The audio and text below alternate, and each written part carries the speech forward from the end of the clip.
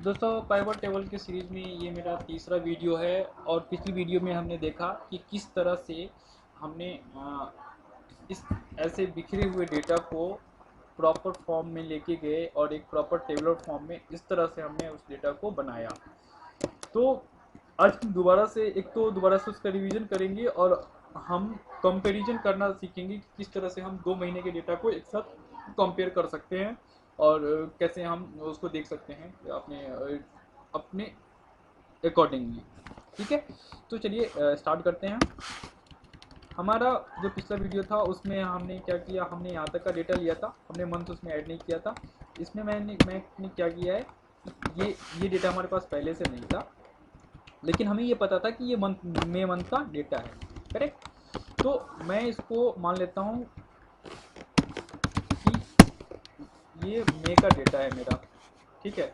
और मेरे पास एक पुराना भी डेटा है अप्रैल का, वो इसी उसी फॉर्मेट में है, पुराने फॉर्मेट में। ठीक है, इसको मैंने मई डाल दिया क्योंकि मुझे पता चल गया, तो मैं इसके आगे एक कॉलम ऐड करके उसमें मंथ डाल दिया मई। अब मेरे पास एक दूसरा डेटा है उससे पुराना, अब मुझे कंपेयर करना है अप्रैल का, अप्रैल के डेटा से मई का डेटा कंपेयर करना है। अब उसके लिए क्या करेंगे, इसमें भी पाइवट के थ्रू हम कंपेयर कर सकते हैं। ठीक है, तो क्या करेंगे, कंपेयर करेंगे। कैसे कंपेयर करेंगे, लेट्स सी। आप देख सकते हैं कि ये हम दोबारा से हम मेरे पास वही डेटा आ गया जिससे हमने पिछली वीडियो में उसको सही किया था, उस तरह से फिर से हमें सही करना है। तो सही कैसे करते हैं, सबसे पहले हम सबसे नीचे जाते हैं लास्ट में। ठीक है, ग्रैंड टोटल से सिलेक्ट करते हैं या फिर उसके जस्ट एक ऊपर से सिलेक्ट कर लेंगे। ठीक है, सिलेक्ट करते हैं और हम चले जाते हैं ऊपर तक। करेक्ट, हम चले गए ऊपर तक। अब उसके बाद क्या करेंगे, सिलेक्शन हो गया, कंट्रोल जी पे क्लिक किया, स्पेशल पे गए, फिर ब्लैंक पे गए, फिर ओके किया। ठीक है। अब इसके बाद जिसके पास किंग्स ऑफ या डब्ल्यू है वो कंट्रोल के साथ इक्वल टू दबाएं, और जिसके पास माइक्रोसॉफ्ट एक्सेल है वो सिर्फ इक्वल टू दबाएं। ठीक है। अब फिर से, अब जो अगला स्टेप है उसमें भी जिसके पास माइक्रोसॉफ्ट एक्सेल है वो जस्ट एरो अप क्लिक करे, और जिसके पास माइक्रोसॉफ्ट ऑफिस नहीं है, किंगसॉफ्ट एक्सेल है, स्प्रेडशीट है, डब्ल्यू है, कुछ भी है अदर देन माइक्रोसॉफ्ट, तो उनको कंट्रोल के साथ एरो अप करना है। ठीक है, क्या होगा, उसके जस्ट ऊपर वाला सेल सेलेक्ट हो जाएगा। ठीक है, सेलेक्ट हो गया। अब हमें चाहे किसी के पास कोई सा भी एक्सेल है, कंट्रोल के साथ एंटर क्लिक करना है। ठीक है, कंट्रोल के साथ एंटर प्रेस करना है। प्रेस करते ही सारे जो एम्प्टी सेल्स होंगे, जो ब्लैंक सेल्स होंगे, सारे फिल हो जाएंगे। ठीक है, सारे के सारे फिल हो जाएंगे। अब इमीडिएटली जैसे ही हमारा ये मतलब प्रोसेस कंप्लीट हुआ, हम पूरे डेटा को सिलेक्ट करेंगे, कंट्रोल सी करेंगे और उसको राइट क्लिक करके पेस्ट स्पेशल पे क्लिक करेंगे, वैल्यू पे क्लिक करके, सॉरी वैल्यू पे क्लिक करके ओके करेंगे ताकि वैल्यू पेस्ट हो जाए। वैल्यू पेस्ट हो गई हमारी। अब हम डेटा को दोबारा से फिल्टर मारेंगे। ठीक है, अब सब में से टोटल वाला जो है उसको हटा देंगे, टोटल वाले को हटा देंगे। टोटल एक तो ये तरीका है फाइंड करने का, पूरा सेलेक्ट किया, पूरा रॉ सेलेक्ट हो जाना चाहिए, राइट क्लिक करेंगे, डिलीट रॉ करेंगे। फिर दूसरा तरीका है फाइंड करने का कि फिल्टर पे क्लिक किया, टेक्स्ट फिल्टर्स पे गए, कंटेंट्स में गए, टोटल टाइप किया यहाँ पे। ठीक है, यहाँ पे टोटल टाइप करना है, टोटल टाइप किया, ओके किया, फिर हमारा डेटा आ गया। अब इसको हम सेलेक्ट करेंगे, पूरा रॉ सेलेक्ट कर लेंगे सबका। पूरा रॉ सेलेक्ट करने का तरीका है, यहाँ से सेलेक्ट किया, कंट्रोल शिफ्ट दबाया, एरो डाउन किया, पूरा सेलेक्ट हो गया। अब राइट क्लिक किया, राइट क्लिक करके डिलीट रॉ, पूरा डिलीट हो जाएगा। ठीक है, तो ये हो गया। अब फिर हम इसका फ़िल्टर खोल देंगे। फ़िल्टर खोलने का मतलब सेलेक्ट ऑल कर देंगे तो हो जाएगा, या शो ऑल कर देंगे तो हो जाएगा। फ़िल्टर खोलने का मतलब पूरा फ़िल्टर नहीं खोलना है। पूरा फ़िल्टर खोलेंगे तो कुछ डेटा इधर से उधर हो सकता है हमारा, इसलिए पूरा फ़िल्टर नहीं, शो ऑल करते हैं, सेलेक्ट ऑल करते हैं। ठीक है, और फिर इसमें भी ऐसे ही टोटल टाइप किया और यहाँ पे गए, रॉ पे क्लिक किया, पूरा रॉ सेलेक्ट हो गया, कंट्रोल शिफ्ट दबाया, एरो डाउन किया, राइट क्लिक किया, डिलीट रॉ। ठीक है, इस तरह से डिलीट हो जाएगा।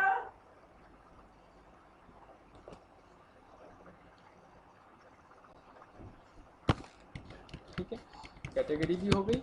अब सब कैटेगरी में टोटल मेरे ख्याल से होना नहीं चाहिए, फिर भी एक बार चेक कर लेते हैं, नहीं है कोई बात नहीं।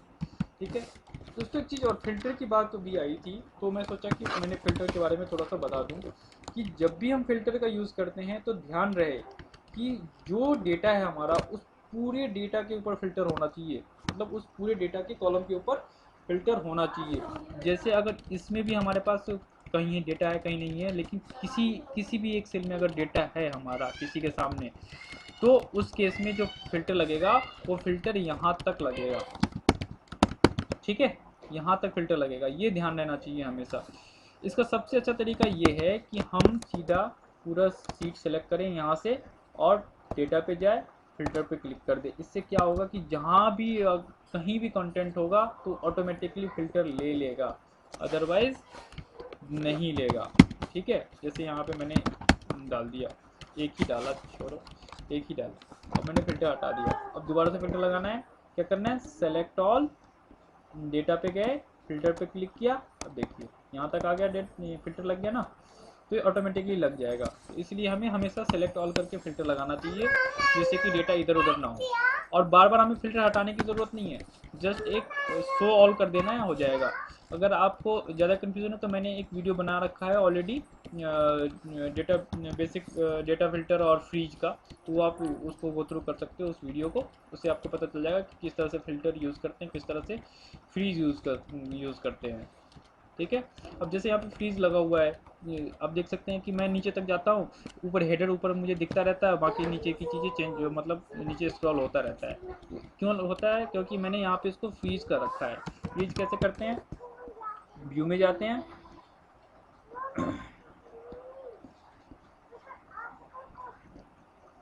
फ्रीज पेंस क्लिक किया, अनफ्रीज पेंस।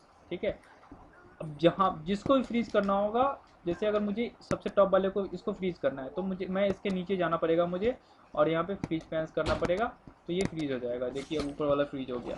ठीक है, और मैं इसका फ्रीज हटाऊंगा तो फिर मुझे सेलेक्ट करना होगा इसको, freeze panes, unfreeze panes, unfreeze कर दिया। अब देखिए मैं नीचे करूँगा तो ये ऊपर वाला ऊपर चला जाएगा, चला गया। अगर मैं इसको फ्रीज करके रखूँगा तो फिर क्या होगा कि ऊपर जो हेडर है वो हमें दिखता रहेगा और नीचे का डेटा स्क्रॉल होता रहेगा। ठीक है, तो ये छोटा छोटा मैंने बता दिया है, बाकी आप तो वीडियो को रेफर कर लीजिए तो आपको ज़्यादा समझ में आ जाएगा।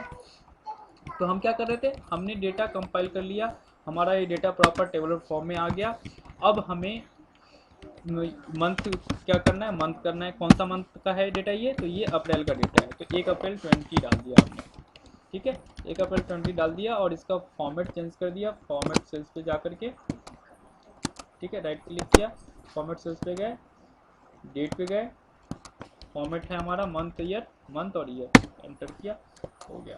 अब देखिए यहाँ पे फिल्टर नहीं लगा हुआ है, यहाँ पे मैं फिल्टर लगा दूंगा दोबारा से। ठीक है,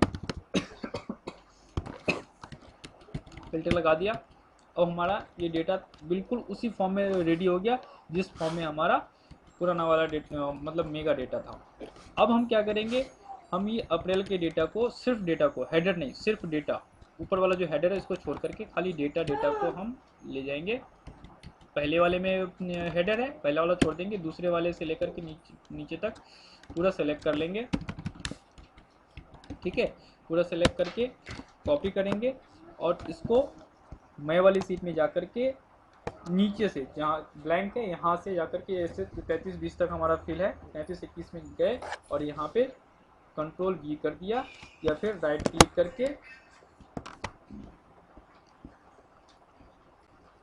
करके पेस्ट स्पेशल वैल्यूज, ओके। ठीक है, इस तरह से हमने वैल्यू पेस्ट कर दी। अब हमारा नीचे आ गया, या फिर पेस्ट स्पेशल ना करके कंट्रोल V भी करेंगे तो सीधा पेस्ट हो जाएगा। ठीक है, इससे हमारी जो फॉर्मेटिंग है वो फॉर्मेटिंग भी बनी रहेगी, या फिर अगर नहीं करना है तो फिर पेस्ट स्पेशल ही कर सकते हैं, या तो पूरी की फॉर्मेटिंग रखनी है या फिर नहीं रखनी। तो हमारे पास डेटा मतलब कि नीचे आ गया।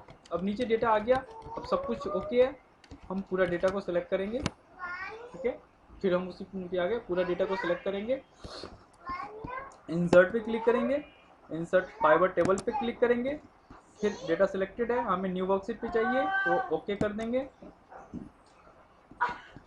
ठीक है, अब आप देख सकते हैं रीजन पे क्लिक किया, राइट क्लिक किया, रीजन को कहाँ पे लेके जाना है, मुझे रॉ लेवल में लेके जाना है, तो रॉ लेवल में लेके चले गए। अब वैल्यू लेना है मुझे, क्वांटिटी नहीं लेनी है मुझे, खाली वैल्यू लेनी है। वैल्यू कहाँ जाएगा, ऐड टू वैल्यूज़ में जाएगा। रीजन 1 की वैल्यू ये आ गई। अब मुझे देखना है कि मंथ वाइज कि अप्रैल में क्या था, मई में क्या था, तो हम मंथ को कहाँ रखेंगे, कॉलम में रखेंगे। ठीक है, कॉलम में रखेंगे, जिससे कि ये रॉ में आया तो ये कॉलम में आएगा। रीजन अप्रैल का ये सेल है, मई का ये सेल है, करेक्ट। तो इस तरह से ये हमें दिखेगा, क्योंकि डेटा सेम हमने लिया था, डमी डेटा है हमारे पास, सेम ही डेटा है, थोड़ा बहुत डिफरेंस करता तो मैंने सोचा कि एक ही डेटा ले लेता हूँ। तो सेम डेटा है तो सेम डेटा ही आएगा, कोई दिक्कत नहीं, अगर डिफरेंट होगा तो डिफरेंट आएगा। तो कहने का मतलब ये है कि हमारा रीजन वाइज कंपेरिजन निकल गया। अब फिर उसी तरह से आते हैं रीजन वाइज, कस्टमर वाइज क्या कंपेरिजन आएगा। तो ये आप देख सकते हैं कि इस तरह से आ गया। तो हमने पिछली बार क्या किया था, right click, fibre table option, display, classic, okay. ठीक है, अब देख लीजिए रीजन 1 में कस्टमर 1 का अप्रैल में ये था, मई में ये, उसी तरह से सारे कस्टमर्स का है। ये सारे कस्टमर किसके हैं, रीजन 1 के हैं। रीजन 1 का टोटल कितना हुआ, ये हो गया टोटल रीजन 1 का। उसी तरह से रीजन 2 के हैं कस्टमर्स, उसी तरह से रीजन 3 के कस्टमर्स हैं, 4 के हैं, 5 के हैं, 6 के हैं। ठीक है, अब ये देखना है कि कौन सी कैटेगरी का, ठीक है, कौन सी कैटेगरी का। तो कैटेगरी को हम कहाँ ले जाएंगे, राइट क्लिक करेंगे, रॉ लेवल में डाल देंगे, आ गया रॉ लेवल में। अब इस रीजन में इस कस्टमर ने इन कैटेगरीज के मटेरियल्स परचेज किए हैं। ठीक है, तो इस तरह से हम जो भी हमारी रिक्वायरमेंट है उसके रिक्वायरमेंट के अकॉर्डिंगली हम यहाँ पे फाइबर टेबल लगा करके डेटा कंपेयर कर सकते हैं। अब रीजन को जैसे मैंने बताया था कि रीजन को अगर आपको फिल्टर करना है कि किसी एक रीजन का कस्टमर के हिसाब से देखना है, तो उसके लिए हमें क्या करना होता है, रीजन को ऐड टू फिल्टर करना होता है। ऐड टू फिल्टर कर दिया। अब यहाँ पे क्या हो गया, ये रीजन जो है यहाँ से हट के यहाँ आ गया। ठीक है, और वो यहाँ पे ऐसे दिखेगा। ठीक है, अब रीजन पे गए, अब इसमें हमें किसी एक रीजन का चाहिए, एक रीजन सेलेक्ट कर लो, ओके कर लो, यहाँ पे आ गया डेटा आपका। ठीक है, इस तरह से रीजन 2 का करेंगे, रीजन 2 का आ जाएगा। सारा करेंगे तो ऑल सेलेक्ट कर लीजिए, ऑल का आ जाएगा। ठीक है, रीजन 2 में आ गए कौन कौन से कस्टमर है, जितने कस्टमर सबके आ गए। ठीक है, तो इस तरह से हम इसका यूज़ कर सकते हैं। और अगर हमें रीजन वाइज डेटा को स्प्लिट करना है, रीजन वाइज डेटा को स्प्लिट करना है, तो उसके लिए हमें करना क्या होगा, जो पाइवट टेबल हमने लगाया है उसमें रीजन डालेंगे और वैल्यू डालेंगे। ठीक है, रीजन को कहाँ डालना है, रॉ लेवल पे डालना है और वैल्यू डालेंगे। बस दो चीज़ हमारे लिए काफ़ी है। रीजन जो बिगेस्ट पैरामीटर होगा वो सबसे बड़ा क्या है, रीजन है। ठीक है, अब उसके रीजन में अलग अलग पार्ट हैं, कस्टमर है उसके अंदर कस्टमर कैटेगरी है, फिर सब कैटेगरी है, तो इस तरह से। तो मेन क्या है, रीजन है। हमें रीजन वाइज स्प्लिट करना है, कस्टमर वाइज स्प्लिट करना भी हो सकता है, तो कस्टमर वाइज भी स्प्लिट कर सकते हैं। तो उसके लिए हमें यहाँ पे कस्टमर होना चाहिए, जहाँ पे रीजन है वहाँ पे कस्टमर होना चाहिए, मतलब दो ही कॉलम होना चाहिए। एक वो रीजन है तो रीजन, कस्टमर है तो कस्टमर, कैटेगरी है तो कैटेगरी, सब कैटेगरी है तो सब कैटेगरी वाइज यहाँ पे डेटा आएगा। ठीक है, अब क्या करना है, यहाँ पे हम डबल क्लिक करेंगे, सॉरी ये वैल्यू पे जाएंगे। जैसे रीजन 1 का मुझे स्प्लिट करना है, वैल्यू पे गए, डबल क्लिक किया, देखिए खुल के आ गया, ये सीट बन गई। इस तरह से सीट बन गई रीजन 1 की। फिर दोबारा से हम अब ये जिसमें हमने पाइवट लगाया था इसको हम सबसे पहले तो रीनेम कर लेते हैं। पाइवट रीनेम कर लिया, और पहला जो हमने डेटा स्प्लिट किया रीजन 1 का वो यहाँ पे दिख रहा है आपको शीट 4 में। शीट 4 में रीजन 1, तो इसको हम यहाँ पे लिख देंगे रीजन 1। ठीक है, फिर दोबारा से पाइवट पे गए, अब हमें रीजन 2 का डेटा स्प्लिट करना है, डबल क्लिक किया, रीजन 2 का डेटा स्प्लिट हो गया। ठीक है, राइट क्लिक करेंगे, रीनेम करेंगे रीजन 2। इसी तरह से हम 3, 4, 5 सब का डेटा यहाँ से स्प्लिट कर सकते हैं। और स्प्लिट करने के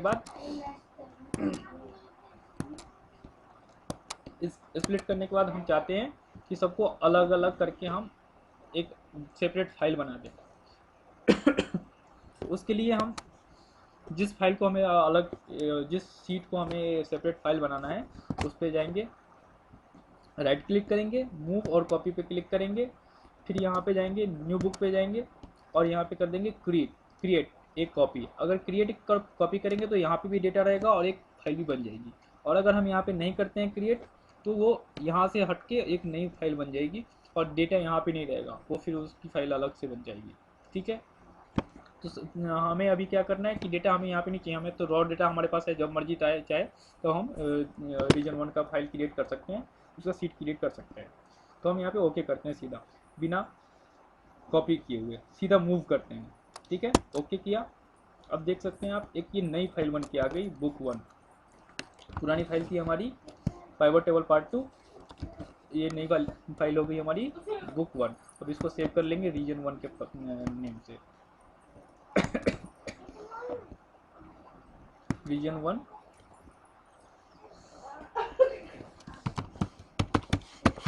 सेव कर दिया। ठीक है, अब जिसको भेजना है उसको हम भेज सकते हैं। इसमें सिर्फ और सिर्फ रीजन 1 का डेटा रह जाएगा और किसी का डेटा इसमें नहीं रहेगा। तो इस तरह से हमने देखा कि ये तीसरा वीडियो था हमारा पाइवट टेबल की सीरीज में। तो होप आप सबको समझ में आया होगा पाइवट टेबल किस तरह से हम यूज़ कर सकते हैं। कुछ और कन्फ्यूज़न हो, कुछ और, तो आप कमेंट कर सकते हैं, मुझे मेल कर सकते हैं। डिस्क्रिप्शन में मेरी पूरी डिटेल्स दी हुई है, मेल आईडी है। ठीक है, पूरा डिटेल है मेरे डिस्क्रिप्शन में। मेरे अभी तक मैंने जितने वीडियो बनाया है, वीडियो का सारे लिंक भी डिस्क्रिप्शन में दिया हुआ है, तो आप वहाँ से रेफ़र कर सकते हैं। और कोई कन्फ्यूज़न हो तो आप मुझे डायरेक्ट कांटेक्ट कर सकते हैं मेरे ईमेल के थ्रू। मैं आपको इमीडिएटली रिप्लाई करूँगा। और हो सकता है कभी कभार थोड़ा टाइम लग जाता है, तो उसके लिए सॉरी, बट कोशिश करूँगा इमीडिएटली रिप्लाई करने। Thank you.